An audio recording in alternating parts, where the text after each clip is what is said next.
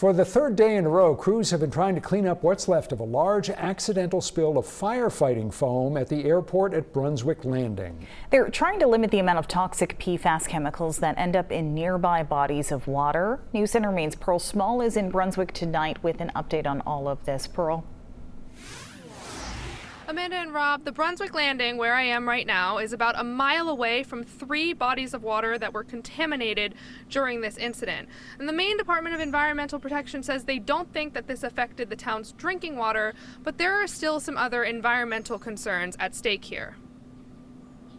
Foam on these ponds that then is being blown by the wind here, there, and everywhere. Suzanne Johnson, who sits on Brunswick's Restoration Advisory Board, says this situation is one of her worst fears for the town. With the remnants of PFAS-filled foam floating through the air in Brunswick after Monday's accidental release in an airport hangar. This stuff is a forever chemical. It doesn't go away.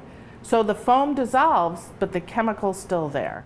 Officials with the Department of Environmental Protection say they're confident the chemicals didn't seep into the drinking water supply, but they say it did travel into local stormwater systems, which consist of natural ponds filled with fish and plant life. Open water body sources was the stormwater system for this property. This chemical spewed directly into those open bodies of water. The path takes the foam directly into 2 ponds that lead to a source called Picnic Pond, which eventually connects to Harpswell Cove. I believe that the areas that we think might have been connected to any of the discharge are already closed. The ponds are mostly unreachable because they've already been listed as Superfund sites and blocked off by the town due to past PFAS contamination. Maine DEP Commissioner Melanie Loisem says those levels will likely increase now. What we focus on everywhere here in Maine and across the country is on reducing exposure.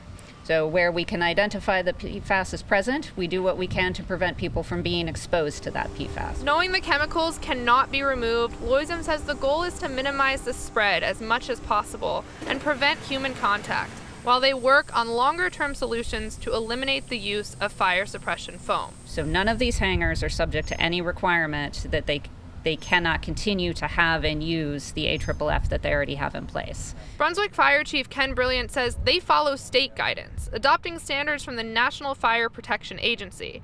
He says changes in that policy would likely have to come at a state level. Are there ways to do it? Yep, but it's a little bit more difficult than just say we're just going to take a red marker and just marking things up and say we're not going to follow that.